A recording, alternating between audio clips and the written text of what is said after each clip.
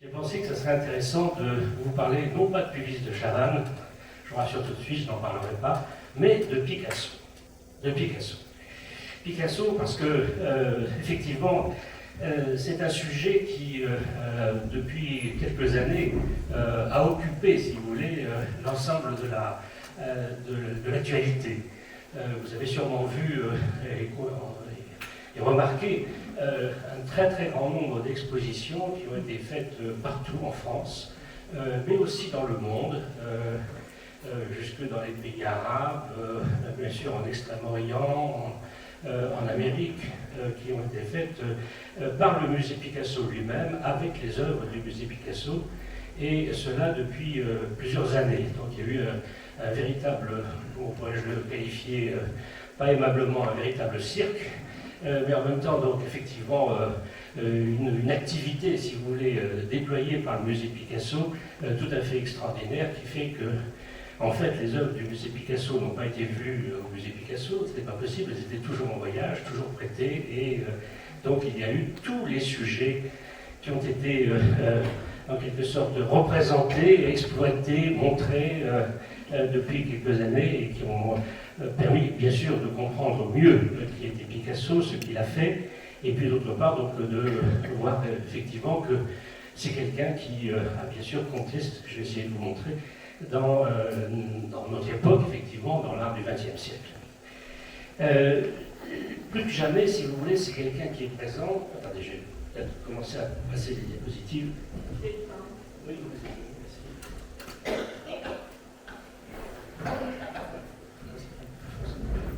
Voilà, plus que jamais, c'est quelqu'un qui est présent, et je vous montre ici le portrait qu'il a fait de sa compagne de l'époque, qui était Dora Maar, photographe très célèbre, et donc, effectivement modèle, sujet tout à fait extraordinaire, qui a permis à Picasso de créer toutes sortes d'images les plus extraordinaires, les plus variées, les unes que les autres.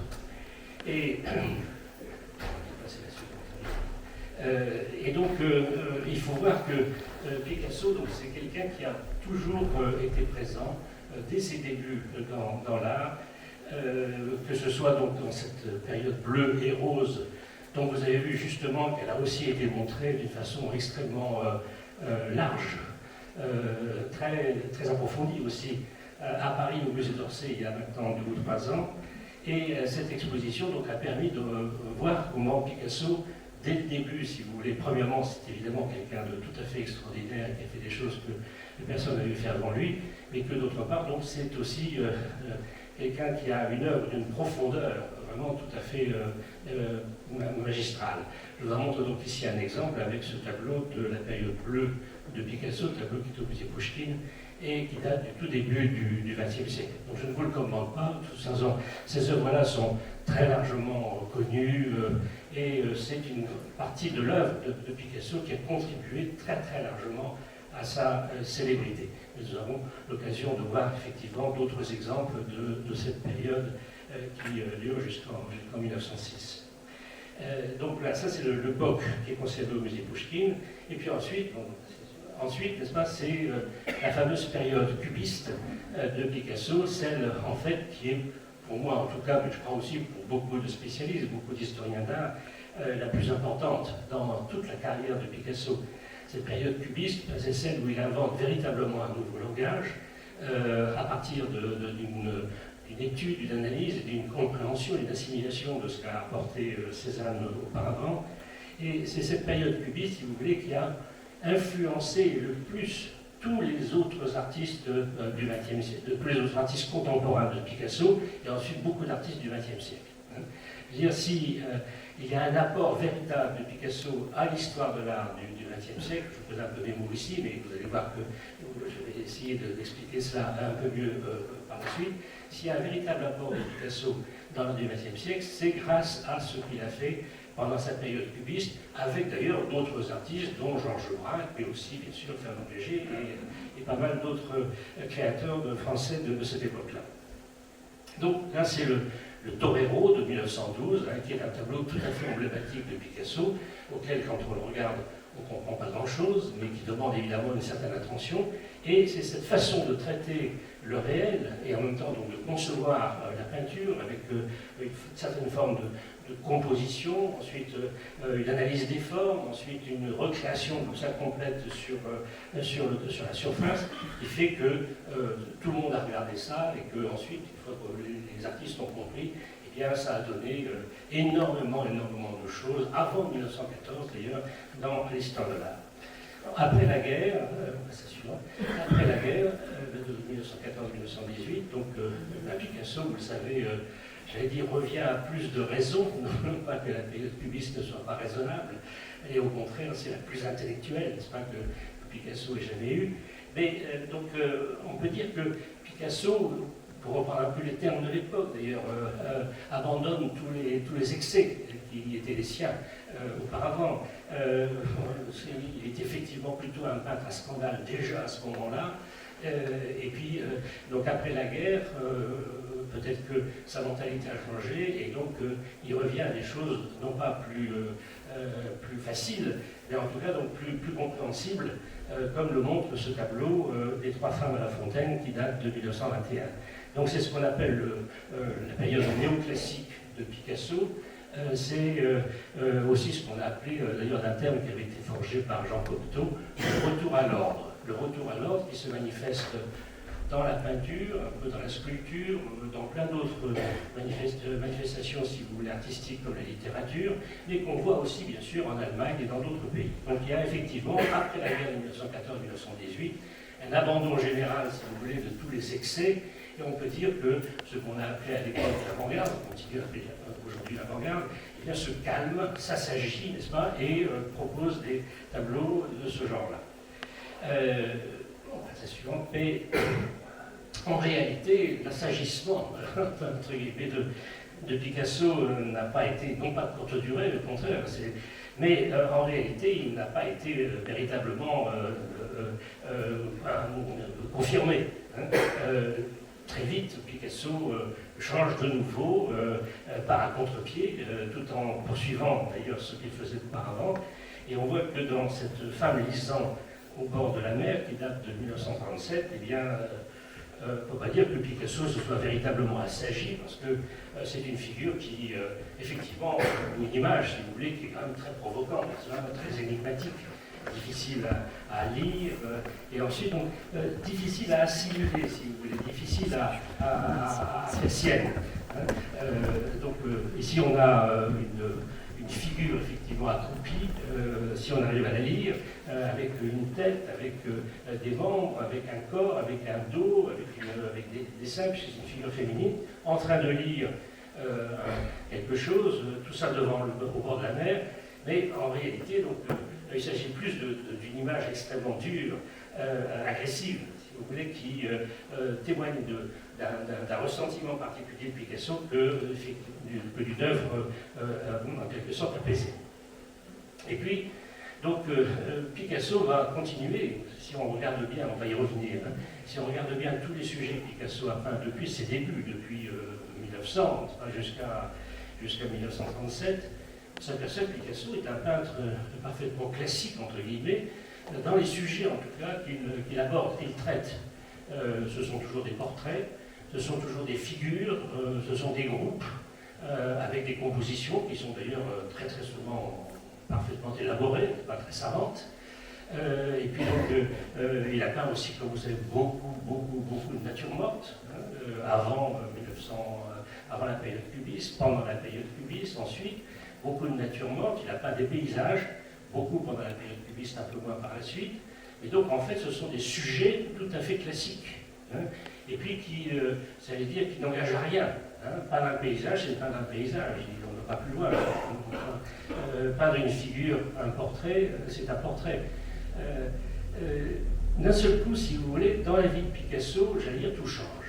Hein, tout change, et en fait, donc, ça change avec ce qui se passe en Europe à ce moment-là, hein, à partir de la montée justement des régimes totalitaires. Alors, il y avait déjà eu bien sûr l'URSS qui avait fait ce qu'il fallait, mais ensuite donc il y a Mussolini, après il y a Hitler, et puis donc Picasso, comme vous le savez, il est espagnol, il est toujours resté espagnol d'ailleurs, et puis donc il y a la guerre d'Espagne. Et on peut vraiment dire qu'à ce moment-là, si vous voulez, ça change dans la mesure où Picasso, pour la première fois, prend un sujet contemporain de ce qui se passe dans la vie réelle, dans l'actualité, et qui le concerne directement. C'est le bombardement de la petite commune de Guernica en Pays Basque par l'aviation allemande, et avec donc le massacre qui a suivi, l'adressement de cette petite ville. Et donc Picasso peint ce très célèbre tableau aujourd'hui, qui date de 1937, qui a été présenté au pavillon de la République espagnole à l'exposition de 1937 à Paris, et donc qui montre un véritable changement de mentalité dans la façon dont il trouve un sujet comme celui-là et dont il le traite. Et donc, si vous voulez, c'est le début, en quelque sorte, de Picasso. J'ai employé un terme que je n'aime pas beaucoup parce qu'il a malheureusement été galvaudé, mais c'est Picasso témoin de son temps. Auparavant, ce n'est pas un témoin de son temps, pas du tout. Auparavant, il peint des arlequins, si vous voulez. Donc, un arlequin, ce n'est pas être témoin de son temps. Là, d'un seul coup, donc, c'est un sujet très profond, en plus, donc, qui est traité d'une façon très dure, très agressive, et qui montre que, justement, Picasso sait adapter son style, ses formes, sa compréhension, si vous voulez, du sujet et de la représentation au sujet lui-même. Donc c'est quelque chose de très important, et à partir de là, si vous voulez, Picasso est devenu et va rester un artiste engagé. Donc, comme on disait autrefois, c'est pas qu'il fallait être engagé au sens de Jean-Paul Sartre, n'est-ce pas? Picasso va participer au combat, comme on disait, antifasciste, etc. Et puis, donc, après la Deuxième Guerre mondiale, donc, il va adhérer au Parti communiste et il va rester communiste jusqu'à la fin de sa vie. Donc, si vous voulez, la période rose et bleue, c'était effectivement un peu de l'eau de rose avec du bleu dedans. Guernica, c'est tout à fait le contraire. C'est tout à fait le contraire. C'est l'horreur totale qui est représentée. Donc, après la libération, donc, comme vous le savez, vous vous rappelez peut-être, vous l'avez lu, Picasso, en fait, c'est le grand artiste qui est présent partout, qui est célébré. On passe d'ailleurs sous silence son attitude sous l'occupation. Vous savez, il est resté à Paris, il n'a absolument pas été inquiété par les autorités d'occupation et par les nazis. Il a même beaucoup reçu d'ailleurs. Parce qu'il était collabo, bien sûr, enfin en tout cas en tant que communiste, si vous voulez, déclaré, il n'a pas du tout été inquiété pendant la période de l'occupation. Et donc il triomphe. Il triomphe après la libération, en faisant des expositions, il est reconnu partout, et toutes ces images, toutes ces productions, comme celle que vous avez sous les yeux, un portrait de Jacqueline qui date de 1954, sont reconnus comme étant la représentation, si vous voulez, le résumé, le symbole de l'art moderne, de l'art contemporain. Picasso, c'est l'artiste du XXe siècle, au point que son nom est devenu presque un nom du langage courant, n'est-ce pas? C'est du Picasso, on dit, quand on regarde quelque chose qu'on ne comprend pas, c'est fait comme du Picasso, etc. Et donc, il va éclipser absolument tous les autres artistes et tous les autres courants. Dieu sait s'il y en a eu au XXe siècle, n'est-ce pas, jusqu'en 1950. Et par exemple, donc, il y avait quand même beaucoup d'autres artistes qui ont été actifs et qui ont créé des choses tout à fait extraordinaires en même temps que Picasso, mais ça ne compte pas. En fait, je vous dis qu'il était le grand rival du Picasso qui était Matisse, un grand rival sur le plan radical bien sûr, et sur le plan professionnel, sur le plan artistique. Le grand rival de Picasso, c'est Matisse. Je vous montre ici une de ses plus sublimes compositions, l'allégorie de la musique de 1939 qui est conservée au musée de Buffalo aux États-Unis. Eh bien, ce tableau-là ne compte pas, si vous voulez, vis-à-vis d'un tableau ou par rapport à un tableau de Picasso. Matisse n'est pas devenu le symbole de l'art moderne au XXe siècle. C'est Picasso. Et de la même manière, si vous voulez, que pour simplifier et rapprocher les choses, Le Corbusier, c'est l'architecture du XXe siècle. Il y a Miss Sandero, il y a eu Frank Lloyd Wright, il y a Walter Gropius, je ne sais pas qui d'autre encore, mais c'est Le Corbusier qui symbolise l'architecture du XXe siècle. Hein. De la même manière que Picasso, c'est l'art du XXe siècle, c'est la peinture du XXe siècle. Et il y a pourtant quantité d'autres artistes qui, comme je l'ai dit au début, ont compté dans l'histoire de l'art à part Picasso pour la période cubiste. Quelqu'un comme Piet Mondrian, le peintre hollandais qui vivait à Paris, qui a d'ailleurs été influencé par Picasso, la période cubiste de Picasso, et qui est devenu abstrait un peu à la suite justement de sa compréhension et de sa pratique du cubisme par Picasso. Piet Mondrian, si vous voulez, c'est un artiste qui a abstrait, géométrique, constructiviste, comme vous le voyez avec l'image que vous avez sous les yeux, mais c'est un artiste qui a apporté pour tout le XXe siècle, pas seulement l'art du XXe siècle, si vous voulez, mais pour la décoration, les arts appliqués, l'urbanisme, la pensée rationnelle, etc., qui a apporté beaucoup plus que Picasso. Hein. Et Mondrian n'est pas devenu le peintre du XXe siècle. Et pourtant, c'est lui qui a une influence 100 fois supérieure à celle de Picasso. Donc, Picasso, si vous voulez, c'est un continent. C'est un bloc à lui seul, peu importe que cette période ici soit plus importante, moins importante, etc. On a sous les yeux un chef-d'œuvre, effectivement, donc avec cet Arlequin de 1923 qui est conservé au musée de Bâle. Picasso, si vous voulez, il rassemble l'ensemble de la création artistique du XXe siècle, il rassemble tous les styles, il assimile tous les sujets. Et puis, donc, il en fait quelque chose, et puis ça donne effectivement donc, un tableau comme celui-ci. Peut-être une toute petite anecdote rapidement. Vous savez sûrement que ce tableau, donc, bien sûr, je viens de le dire, est au musée de Bâle. Et en fait, c'est un tableau qui a été déposé par un collectionneur privé au musée de Bâle. Et ce collectionneur, donc, a eu, qui était industriel, n'a pas eu des déboires financiers. Il a été obligé de vendre ce tableau avec un autre que je vous montrerai plus tard, qui s'appelle Les Deux Frères, un tableau très très célèbre également de Picasso de la période rose. Et il a été obligé de les vendre. Et donc c'était en 1967, et il y a eu à Bâle une souscription publique pour dire nous ne voulons pas que ces tableaux quittent le musée de Bâle, nous voulons que ces tableaux restent. Et les citoyens de Bâle ont réuni l'argent pour pouvoir acheter ces tableaux et que ces tableaux restent au musée de Bâle. Et donc ça prouve, si vous voulez, ce qu'on représentait sur le plan affectif, mais plus que ça, bien sûr, c'est un attachement profond à quelque chose de tout à fait original, tout à fait personnel que représente Picasso et qui se traduit bien donc avec cette anecdote. C'est suivant. Et on voit par exemple donc qu'avec cet Arlequin que représente Picasso et de qui se souvient-il? De Watteau, naturellement, la peinture française du XVIIIe siècle, qu'il connaît, qu'il a parfaitement assimilé. Et on voit par exemple ici avec ces femmes d'Alger de 1955. Donc Picasso, c'est un héritier, c'est un successeur, et c'est un statut, si vous voulez, que n'a aucun autre artiste du XXe siècle. Et donc, il assimile absolument tout et il en fait quelque chose de personnel et d'original. Donc j'ai parlé de Lacroix à un instant, de Watteau il y a une seconde. Effectivement, donc, quand on réfléchit un peu, on se dit qu'il y a... pourquoi citer Watteau, pourquoi citer Delacroix, ou pourquoi, quand on voit un tableau comme celui-ci, faire référence à Toulouse-Lautrec. Au passage, d'ailleurs, je fais remarquer qu'on ne fait jamais référence à Signac. Mais bien sûr, le tableau, il doit autant à Toulouse-Lautrec qu'à Signac. C'est un tableau qui date ici de 1901. Il y a un mystère, Picasso, pour reprendre le titre du film de Clouzot. Il faut essayer de comprendre pourquoi, quand on voit un tableau comme celui-ci, et on dit Toulouse-Lautrec, pourquoi est-ce que quand on voit l'Arlequin de tout à l'heure, on pense à Watteau, etc. On pense toujours à plein de choses.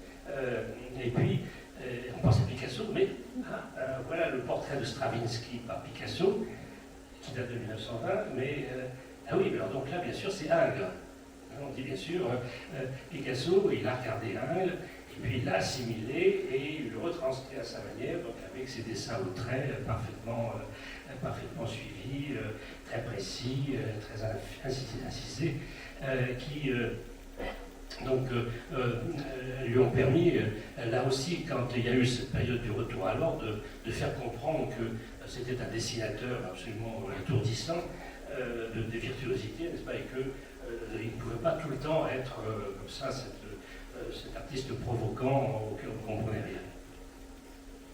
Quand on voit le tableau suivant, donc, le tableau de la période bleue qui date de 1904, naturellement, le sujet, la repasseuse, etc., vous connaissez tous le tableau du musée d'Orsay, la repasseuse de Degas, et puis quand on voit les formes, la couleur, le personnage effectivement déformé comme ça, avec ce canon très particulier, on pense aussi au Gréco. Peut-être avez-vous eu l'occasion de voir l'exposition Picasso le Gréco, qui s'est terminée il n'y a pas très longtemps, qui a été présentée au musée de Bâle, une exposition qui était bien sûr extrêmement intéressante, mais un tout petit peu naïve. Eh bien, effectivement, c'est le Gréco, oui, d'accord, c'est des formes allongées, oui, c'est déformé, justement, oui, il y a une atmosphère, etc. Mais, à chaque fois, ça n'est jamais très satisfaisant. Hein. Donc, effectivement, il y a plein de questions. Quand on regarde Picasso, il y a plein de questions qu'on peut se poser. Et si on voit ce tableau ici de la période bleue, qui a été montré très largement au musée d'Orsay en 2018, le tableau c'est la tragédie, on voit qu'il y a un sujet.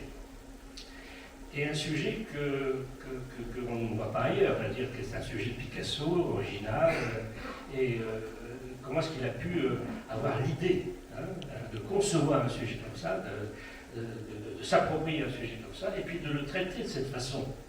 Le traiter comment justement avec une composition particulière, des personnages verticaux qui sont sur un bord de plage, avec la mer derrière, et puis du ciel, et puis ces formes très très allongées, ces formes déformées, volontairement, cette couleur ou cette absence de couleur, puisqu'il n'y a que du bleu, dominante bleu, et puis cette ambiance très particulière, ce côté un peu miséreux, ce côté comme ça souffreteux des personnages, avec justement le titre du tableau qui renforce cette impression, puisque ça s'appelle la tragédie.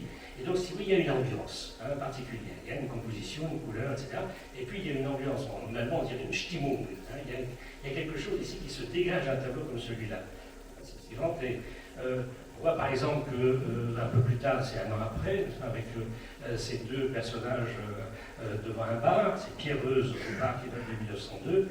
Il y a aussi une composition particulière avec ces deux figures, elles sont vues de dos, elles n'ont pas de figure, elles n'ont pas de tête, on ne regarde pas, elles n'ont pas de visage.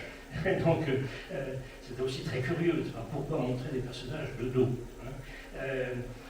pourquoi aussi avoir ce cadrage très particulier, très rapproché, comme ça, sans profondeur, sans perspective, avec le bar qui est juste derrière, enfin en fait tout ça c'est dans le même plan, et puis au milieu donc ce verre qui a été disposé. Et puis toujours ces formes comme ça, ces formes déformées, et puis cette couleur, et cette ambiance. Donc c'est vraiment très particulier. On passe à la suivante et on voit que dans la période rose, ça ne s'est pas arrangé, en quelque sorte, puisque ici les formes sont encore plus étirées. Donc évidemment, on parle du Gréco, le Gréco toujours, mais non, oui, d'accord, peut-être, mais c'est pas le Gréco, un tableau comme celui-là. Les lignes sont effectivement suivies les unes après les autres, elles s'enchaînent, le rapprochement entre la figure et le cheval aussi est tout à fait étonnant. La composition avec les personnages qui sont les deux sujets qui sont vus devant, avec derrière un paysage totalement abstrait. Donc là aussi, c'est vraiment très particulier. Ce meneur de cheval nu qui est au musée d'art moderne de New York, qui date de 1905, eh bien, on n'a pas vu ça avant, on le verra plus après. C'est vraiment quelque chose de très particulier. La suivante. Ça se confirme, si vous voulez, avec ce tableau qui a été très très célèbre dans une collection particulière aux États-Unis, qui a été vendu il n'y a pas très longtemps pour un prix absolument faramineux. C'est La jeune fille à la corbeille de fleurs, qui date de 1905. Et là, oui, c'est encore plus, entre guillemets, abstrait, à la mesure où il y a juste un personnage, vu de profil, avec donc cette silhouette comme ça, très très bien dessinée, qui se détache sur un fond neutre, sur un fond totalement abstrait, un fond qui est réparti en deux parties, hein, un sol et puis derrière on ne sait pas, c'est du bleu, juste la petite touche de rouge pour la corbeille de fleurs.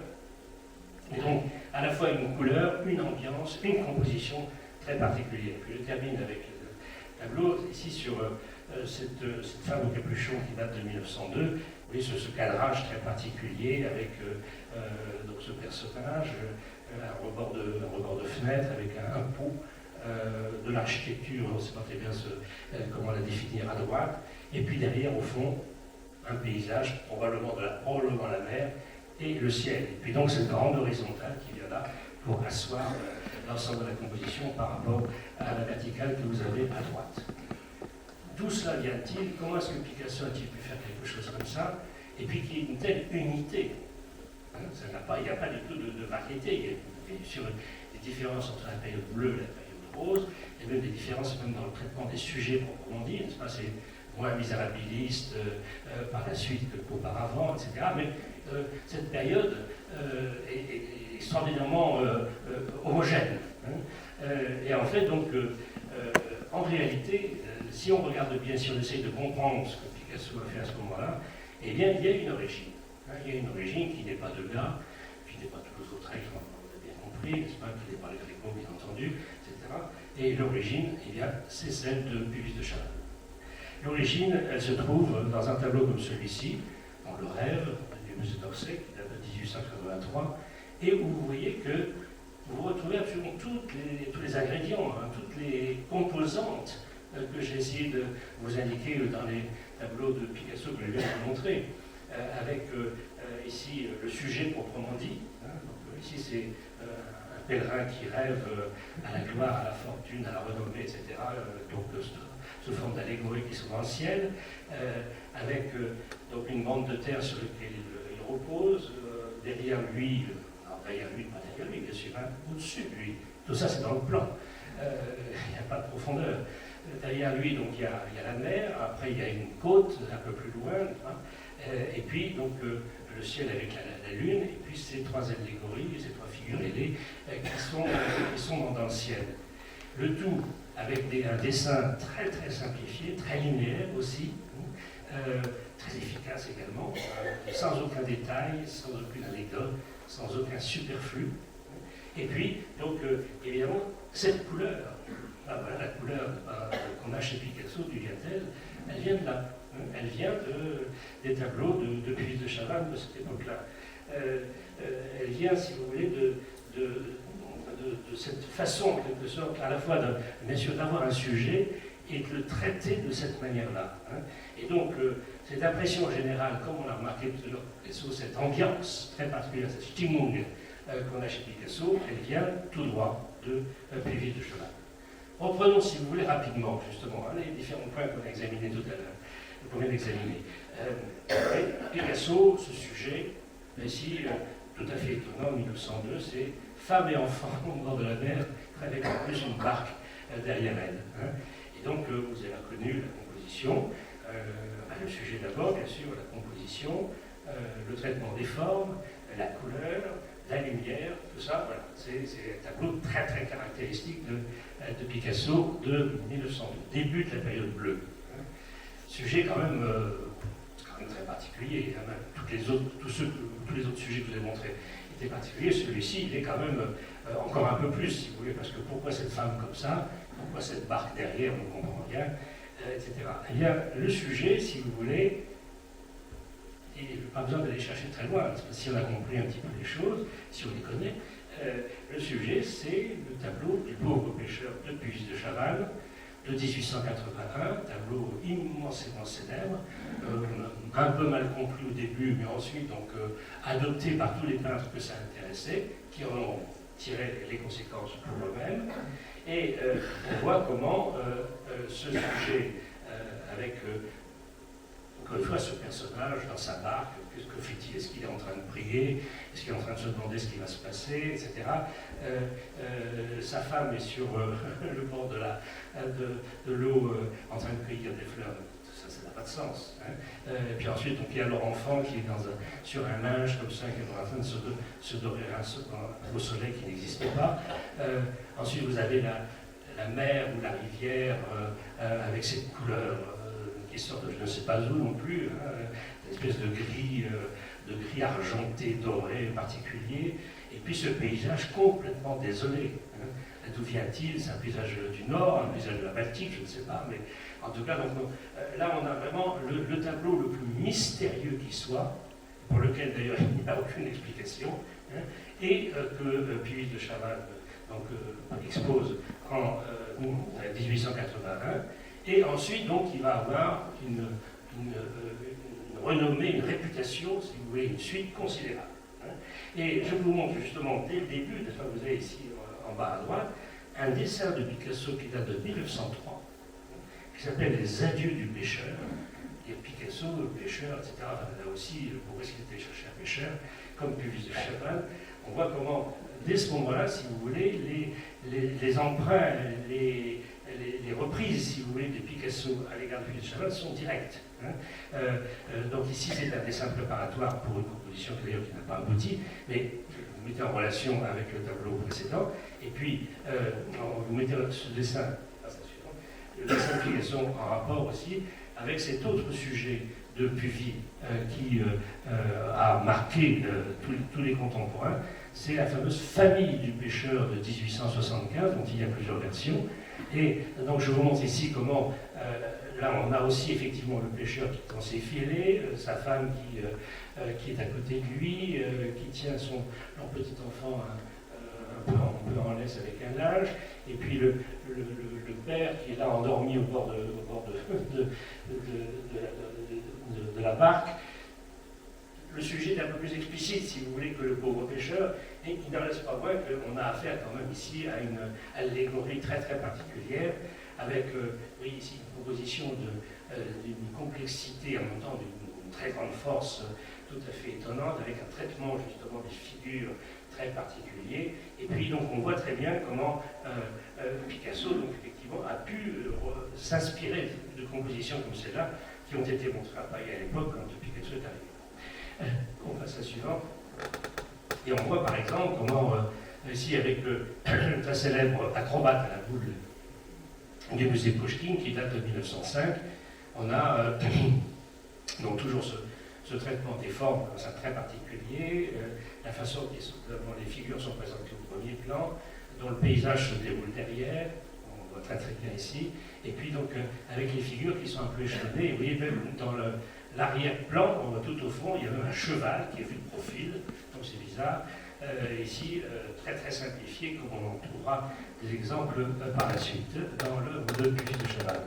Et si on compare donc ici cet acrobate à la boule avec ce très très célèbre tableau aujourd'hui au musée de Washington qui est le Fils prodigue, que vous avez à droite, ici, qui date de 1879, et bien on voit comment, donc effectivement, tout proportion gardée, mais c'est quand même tout à fait direct, n'est-ce pas, la façon d'inscrire le personnage dans un décor, la façon de traiter ce décor ensuite, la façon de représenter la lumière, etc. Tout ça donc, montre l'assimilation, en quelque sorte, par un Picasso du langage de Puvis.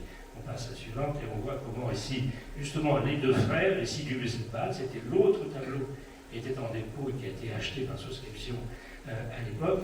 Donc les deux frères de la période rose de Picasso sont issus directement des figures de Puvis de Chavannes. On en avait un exemple ici avec le verger à droite, n'est-ce pas? Et vous voyez que ce sont les mêmes formes allongées, c'est le même traitement, si vous voulez, où on gomme tous les détails, où en fait il n'y a pas de description, c'est pas du tout naturaliste, n'est-ce pas? Mais on retient une attitude, on simplifie les choses, et puis donc on a, si vous voulez, cette façon de traiter les formes pour qu'elles expriment quelque chose. En fait, elles expriment du rythme. Hein. Il y a un mouvement. Tout ça est parfaitement statique, si vous voulez, mais dans le tableau de Picasso, il y a un mouvement, et dans le tableau de Puvis de Chavannes, vous voyez comment toutes les formes se répondent les unes des autres pour créer comme ça cette structure tout à fait animée.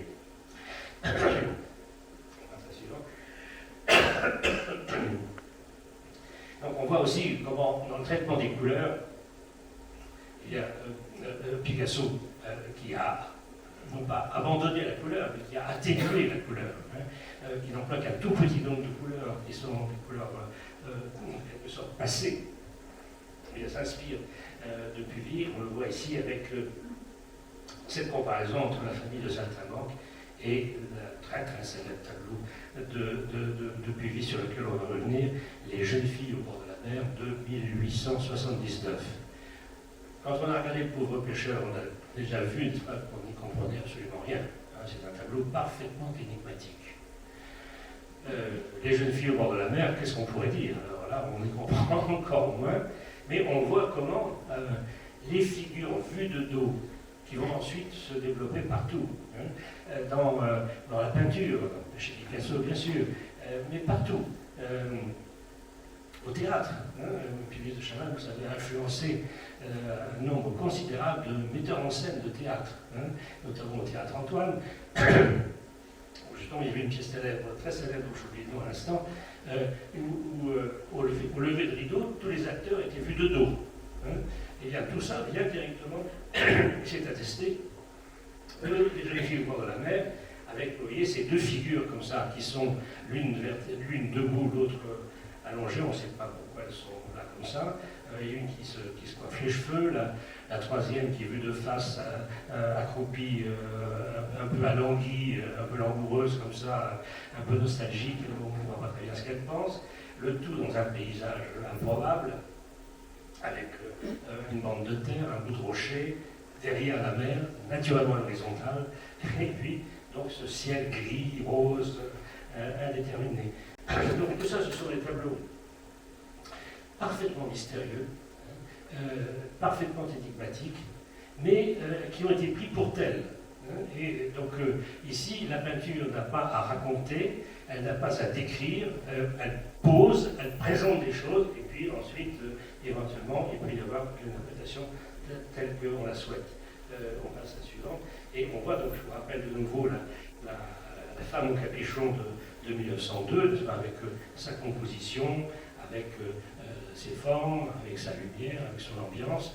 Et vous voyez donc elle vient directement de Sainte-Geneviève, veillant sur Paris, qui est un des panneaux du cycle final de Sainte-Geneviève, qui est au Panthéon à Paris, qui date de 1898. Et le cadrage est le même, le traitement de l'architecture c'est le même, les formes bien sûr sont aussi déformées, aussi abstraites dans un cas que dans l'autre. La lumière et la couleur, lumière et couleur, lumière bleue, si vous voulez, sont bien sûr exactement les mêmes.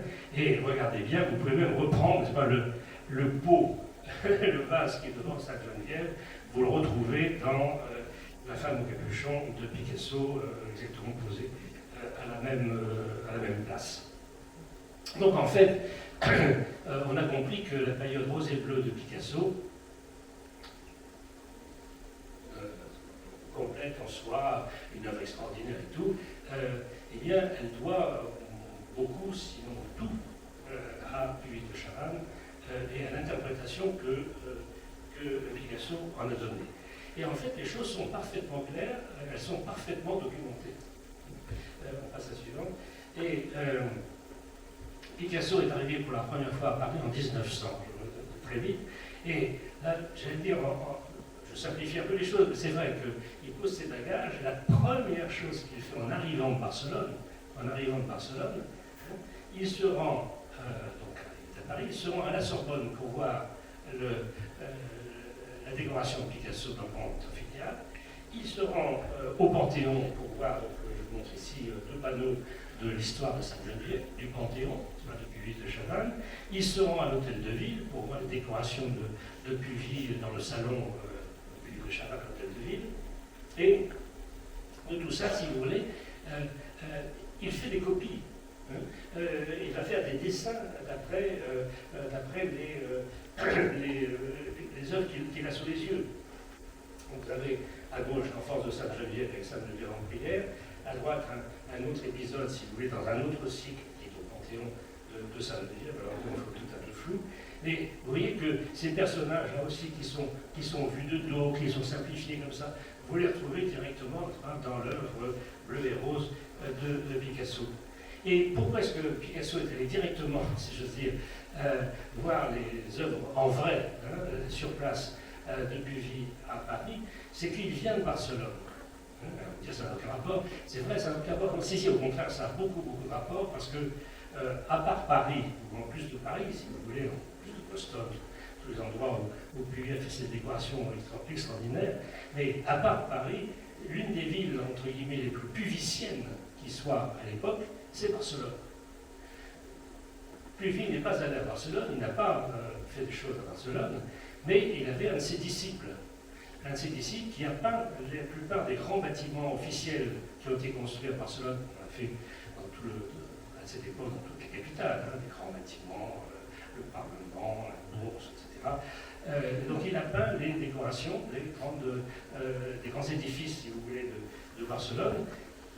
Et donc ce peintre, je ne vais pas dire son nom, il s'appelle Torres Garcia. En plus, c'est un peintre uruguayen, vous imaginez. Donc un uruguayen qui est à Paris, qui est en Europe, et qui fait ses décorations complètement dans le style puvicien. Et donc c'est un des exemples parmi tant d'autres d'artistes qui ont été marqués par Puvis à cette époque-là. Et donc Picasso sait parfaitement ce que c'est que le style de Puvis. Il n'a pas vu en vrai, qu'il a vu à travers les décorations de Torres Garcia à Barcelone. Et donc, il se rend sur ces lieux, et puis par exemple, vous voyez, on a ici 4 cartes postales du décor de la Sorbonne. Ce sont des cartes postales que Picasso a achetées, et donc ils sont toujours dans les archives du musée Picasso à Paris. C'est Picasso gardait absolument tout, ses tickets de place au cirque, il gardait absolument tout, toutes les lettres qu'il a reçues. Et donc, voilà, ça c'est des documents qui sont dans les archives de Picasso, et qui sont les cartes postales qu'il avait récupérées à ce moment-là. On passe à la suivante, je vous dépêche d'ailleurs. Et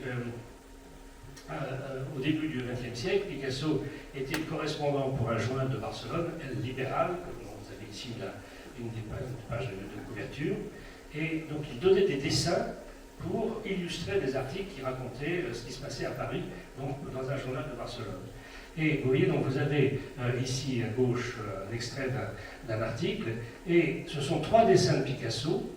Le dessin du haut, c'est un dessin qui est fait d'après le buste de Puvis de Chavannes par Rodin, s'il vous plaît, par Picasso.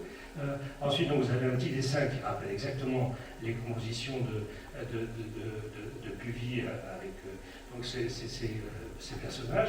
Et puis le dessin en bas à droite, vous voyez, il est directement inspiré des portefaix qui se trouvent dans les panneaux de Sainte-Geneviève.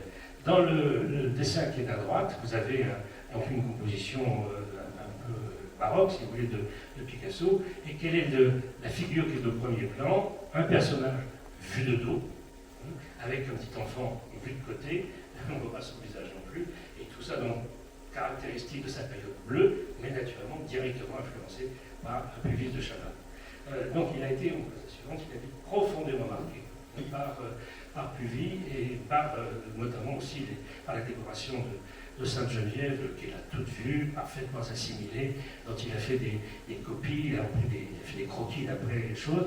Et je vous montre ici un détail à gauche d'un panneau de la vie de Sainte-Geneviève, toujours au Panthéon, et avec la façon dont les drapés sont représentés, les figures sont devenues abstraites, et puis donc on a une succession comme ça de formes qui se répondent les unes des autres. Et vous avez donc à droite cette représentation de Picasso de 1902, les 2 sœurs, donc qui sont directement inspirées, vous voyez, de forme à forme, couleur à couleur, on pourrait presque les décalquer, de Puvis de Chavannes. Alors on passe à la suivante, je vous dépêche.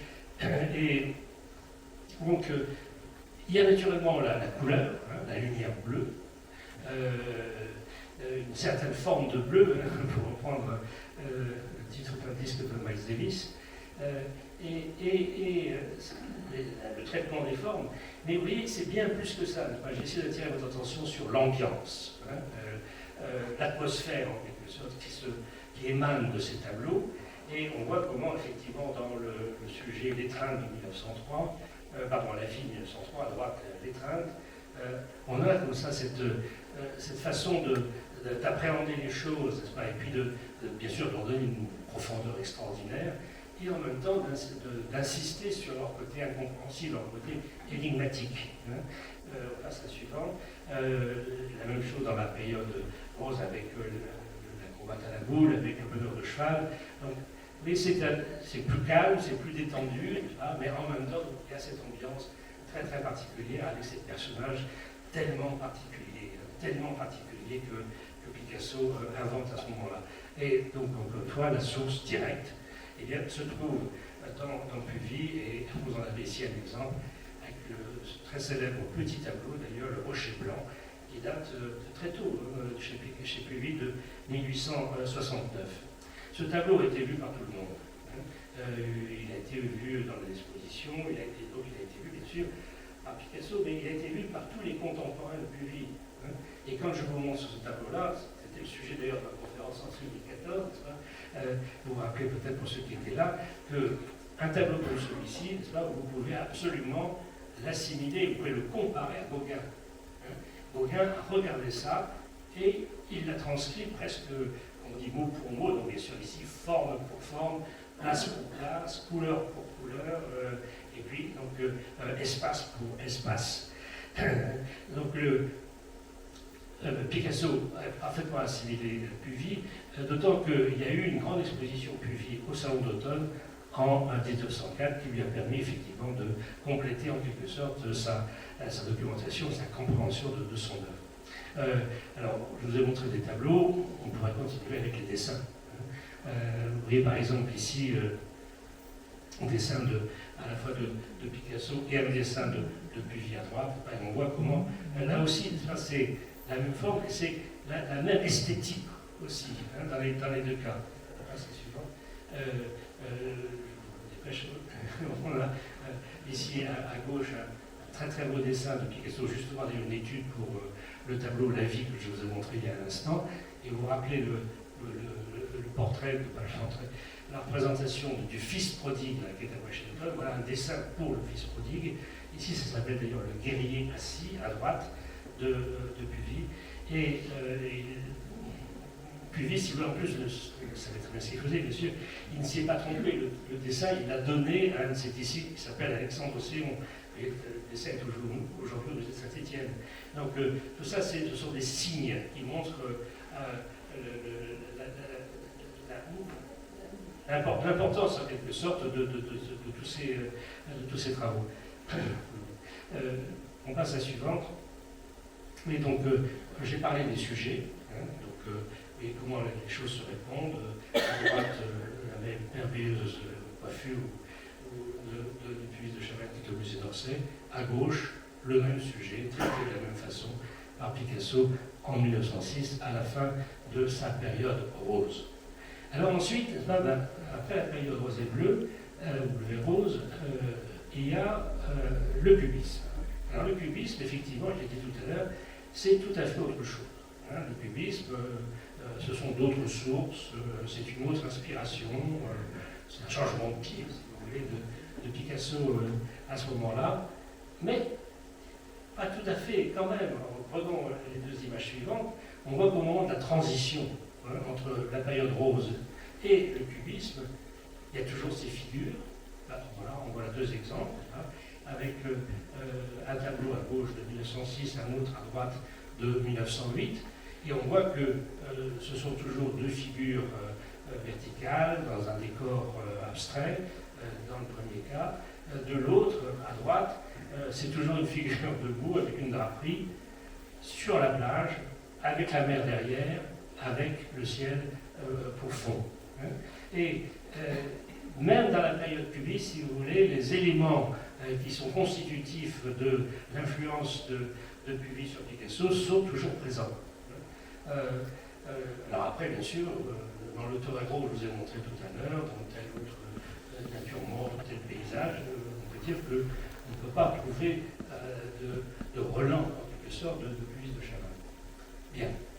Et puis donc, passe la guerre, si j'ose dire, il y a la période du retour à l'ordre, suivante, et le retour à l'ordre, c'est par exemple la grande baigneuse au musée de l'Orangerie, qui date de 1921, avec cette figure extraordinaire de femme avec une draperie, si vous voulez, plus ou moins avec un sujet antiquisant, avec des accessoires avec une cruche, avec une fontaine, etc.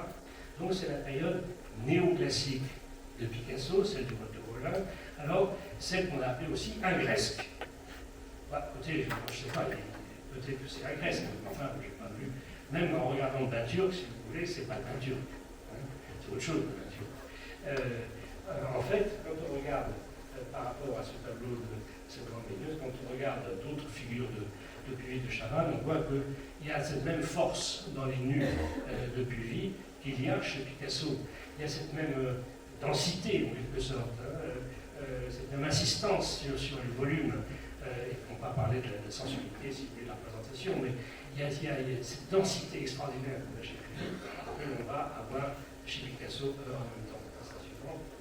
On voit comment, par exemple, dans les trois femmes à la fontaine que je vous ai déjà montré, donc, ce grand tableau qui est au musée d'art moderne de New York, qui est daté de 1921, on voit que jusque dans le sujet, hein, c'est trois femmes à la fontaine, drapées, avec des amphores, sujet antiquisant, le sujet est naturellement dans toutes les représentations de l'Antiquité, si vous voulez, qu'on a chez Puvis de Chavannes, et notamment, par exemple, dans l'escalier du musée de Lyon. C'est le panneau de droite que nous avons, la vision antique, et vous voyez, les formes sont les mêmes, les drapés sont les mêmes, les personnages vus de profil sont les mêmes, et puis donc il y a cette inscription également dans un décor ou absence de décor qui sont tout à fait comparables. On passe à la suivante, et on voit comment donc ce côté, si vous voulez, dense, hein, ce côté insistant sur les formes, sur le plissé, etc., eh bien tout cela est compris, contenu dans l'œuvre de Puvis. On voit ici avec une autre version de la toilette, avec le liseur ici qui est au musée d'Amsterdam, et on sent que toute cette ambiance néoclassique, cette ambiance antiquisante plutôt, qu'on a chez Puvis, eh bien on la retrouve chez Picasso. On va aller très vite maintenant. On voit ici par exemple avec ces femmes et enfants au bord de la mer de 1921, tout est pris chez Puvis, n'est-ce pas, et ensuite décalqué par Picasso.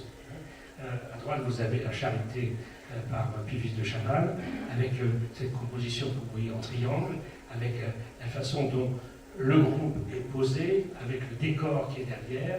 Picasso ici l'a simplifié encore plus, il n'y a plus que ces trois bandes de terre, mais de terre, de mer et de ciel.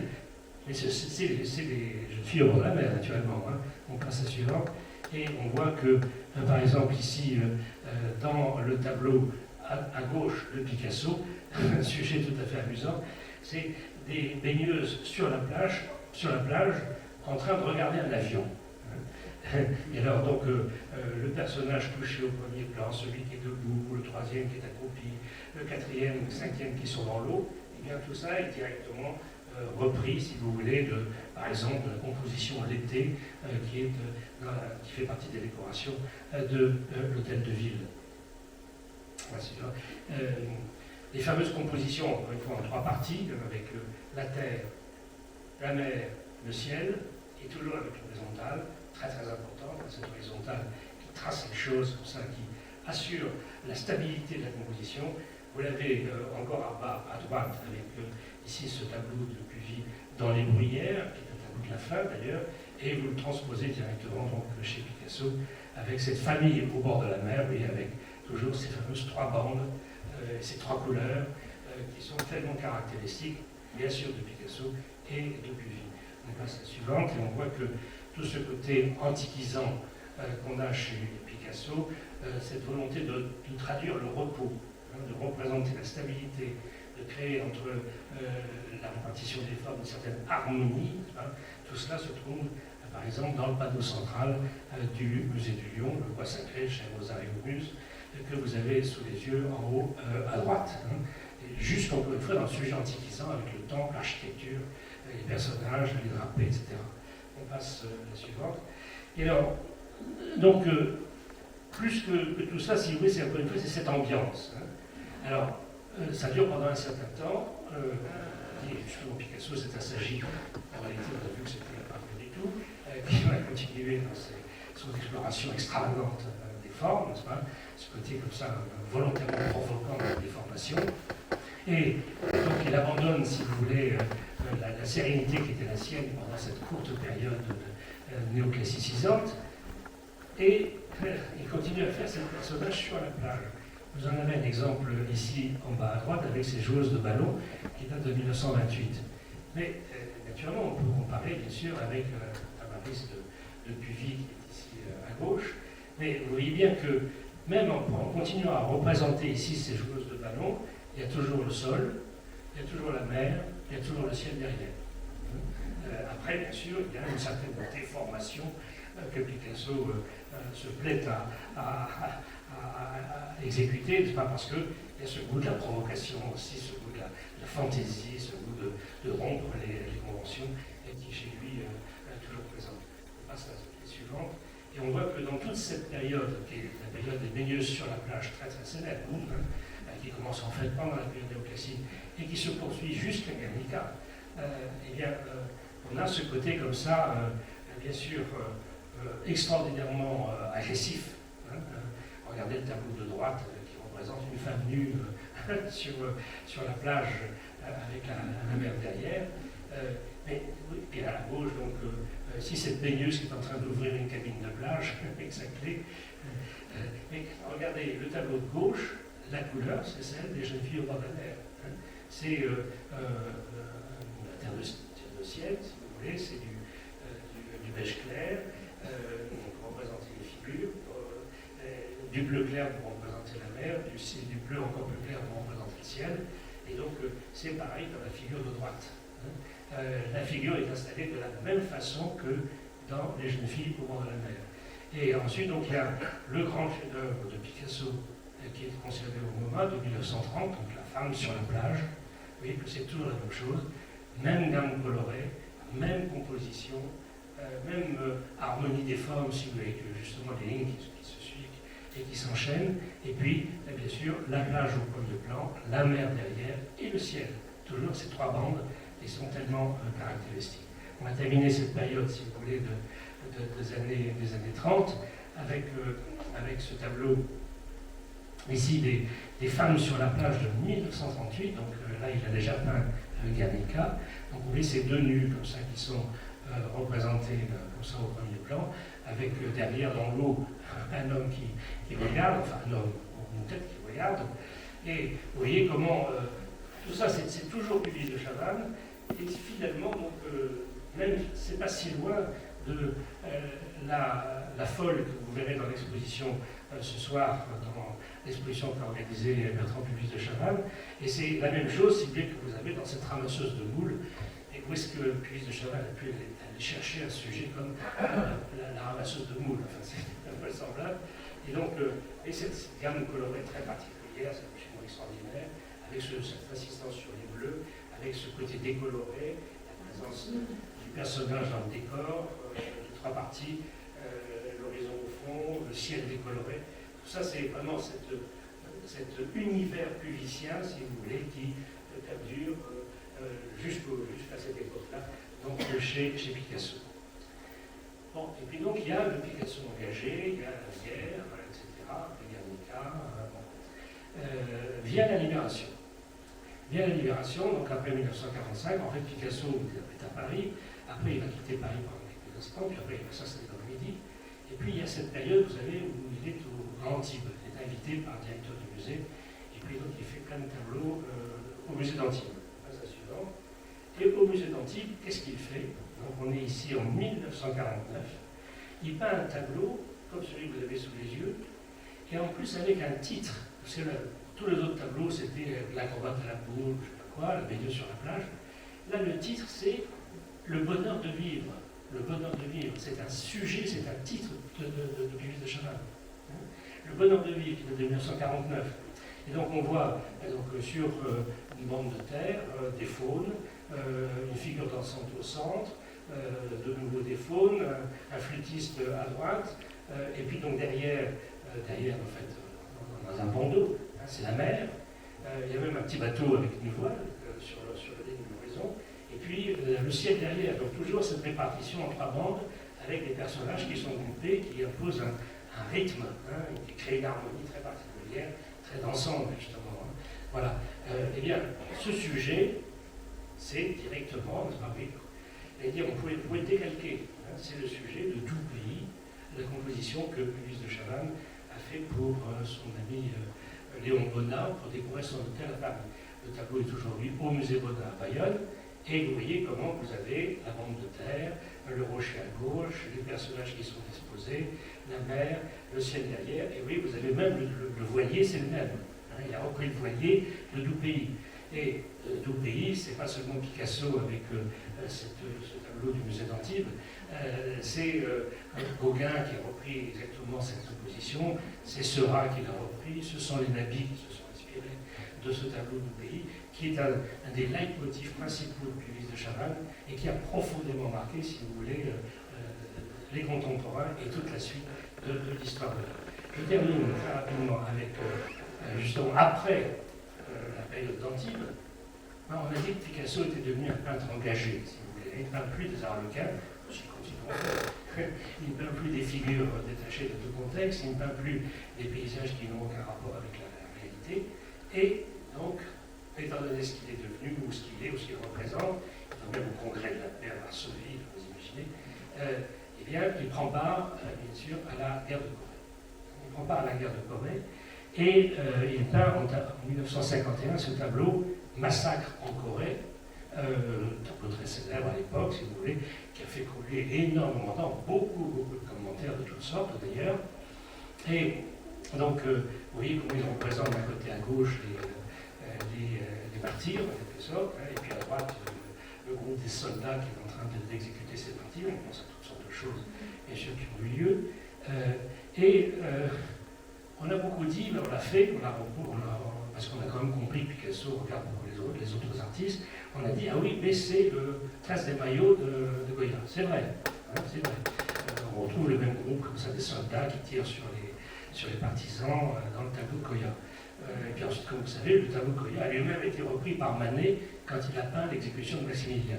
C'est vrai, mais en réalité, non. Quand on regarde bien le tableau, on le sait, le groupe comme ça des soldats en train de tirer, d'exécuter les otages, et bien vous le voyez, vous l'avez dans une des compositions de Puvis de Chavannes pour le cycle d'Amiens, le musée d'Amiens. C'est la fameuse composition Ludus pro patria, le jeu pour la patrie, qui date de 1880-82.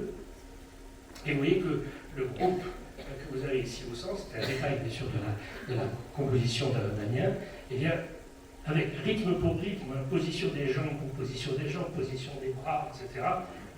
C'est Puvis de Chavannes, et Picasso en a parfaitement connaissance, et il le retranscrit dans son tableau Massacre en Corée. La suivante, s'il vous plaît. Ensuite, en 1952, Picasso, qui est maintenant installé dans le Midi, célébré, etc., par tout le monde, à l'occasion de réaliser dans une petite chapelle qui existait, dans l'ancien château de Valoris, et à l'occasion de peindre à fresque sur le mur, sur une voûte, un cycle de composition qui intitule La guerre et la paix. C'est le temple de la paix qui a été créé à Valoris en 1952. Et en fait, donc, c'est une réponse de Picasso à la chapelle de Vence. Matisse fait cette chapelle pour les dominicains de Vence, et Picasso répond en faisant ici ce temple de la paix. Et le programme, si vous avez que en haut, vous voyez la paix, en bas, la guerre, le programme, c'est le programme d'Amiens. C'est le premier programme d'Amiens qui date de 1861, où Puvis de Chavannes avait représenté la guerre et la paix avec les groupes qui sont les mêmes. C'est-à-dire morceau par morceau, si vous voulez, traiter bien sûr par Picasso différemment, mais c'est la même chose. Le programme de Picasso, c'est le programme de Puvis. Donc je passe à la dernière, ou l'avant-dernière, c'est ici jusqu'à la fin. Jusqu'à la fin, c'est Baigneur sur la plage de la Garoupe de Picasso. Tableau, très grand tableau auquel il a attaché beaucoup d'importance. qu'il a peint très rapidement, bien sûr. Il en a fait un groupe sculpté aussi, etc. Et puis il y a plein de photos documentées de Picasso qui sont très célèbres. Dans l'atelier de Cannes, on voit Picasso en train de peindre son tableau, on voit Picasso en train de danser avec sa femme Jacqueline devant le tableau, etc. C'est un tableau qui est parfaitement documenté, qui est un peu mythique, si vous voulez, dans l'histoire de Picasso, parce que c'est un tableau de la fin. Et vous voyez de quoi est-ce qu'il y a par exemple des baigneurs sur la plage, un groupe comme ça, avec le sol, avec la mer derrière, avec le ciel. On a encore un exemple ici en bas à droite, et puis on passe la suivante, la dernière, c'est la composition que Picasso fait en réponse à la commande qu'il a eue pour décorer le palais de l'UNESCO à Paris. Et ce magnifique bâtiment qui a été construit par Marcel Breuer, Nervier et quelques autres, un bâtiment qui se trouve place de Fontenoy à Paris, derrière la Tour Eiffel. Et donc il y a eu plein d'artistes qui ont été invités à faire des œuvres, Calder, Miro, Arp, etc. Picasso reçoit une commande aussi, et dans un vestibule, donc sans recul, et pour ça que la photo est prise comme ça de 3/4, il peint de grandes compositions sur différents panneaux de contreplaqué, différents panneaux d'Israël. Donc en 1958, et c'est l'incompréhension totale. Tout le monde dit, une fois de plus, Picasso est un fumiste, il s'est foutu de nous, ça ne représente rien, en plus c'est mal peint, etc., etc. Et il y a un tel de tollé, si vous voulez, contre cette composition de Picasso que le directeur des affaires culturelles de l'époque, que j'ai d'ailleurs connu, il s'appelait Gaëtan Picon, qui était un directeur des affaires culturelles d'André Malraux. Dit ce tableau, c'est vraiment effectivement très compliqué, et donc pour l'expliquer, il change son titre, Gaëtan Picon. Il change son titre, et il appelle le tableau de Picasso la chute d'Icare, qui rajoute encore à l'incompréhension totale, parce qu'effectivement, il y avait une figure comme ça qui est ancienne, et qui se balade, mais quand on regarde bien le tableau, on voit bien qu'à gauche, on a une baigneuse, dans l'eau. À droite, puis donc le bleu, c'est de l'eau. À droite, il y a une bande de terre. Il y a une bande de terre. Sur la bande de terre, il y a un personnage allongé. Au-dessus, il y a un personnage debout, ça me rappelle encore quelque chose. Puis après, il y a un personnage accroupi, vu de dos, vu par la tête. Et puis, donc les couleurs, c'est le marron, le beige clair, etc. Le bleu, donc la bande de terre, le bleu, le ciel, le bleu, la mer, pardon. Ensuite, le gris, comme le gris dans Les jeunes filles au bord de la mer. Donc, c'est toujours un tableau cuvicien. Et c'est d'autant plus un tableau cuvicien que Picasso l'avait intitulé « Les forces de la vie et de l'esprit triomphant du mal ». Donc sujet parfaitement 19e siècle, si vous voulez, ou même début du 19e siècle. Redon ou David ont représenté des sujets avec des titres comme celui-là. Donc une allégorie du mal et de la vie, ici représentée par Picasso. Le tout dans son style habituel et naturellement entièrement encore sous l'emprise, sous l'influence de Puvis de Chavannes. Donc je termine avec, et pour bien comprendre quelque chose avec un de ses tableaux manifestes, un de ses plus beaux, un de ses plus durs aussi, le fameux rêve ici du musée d'Orsay, et on voit comment effectivement, donc, pendant toute sa vie, jusqu'à la fin, Picasso a pensé, si vous voulez, à représenter l'œuvre de Puvis dans son propre travail. On passe cette dernière, et pour le plaisir, je vous laisse cette dernière image en vous demandant si vous pensez qu'elle est de Picasso ou de Puvis de Chavannes. Merci beaucoup pour votre attention.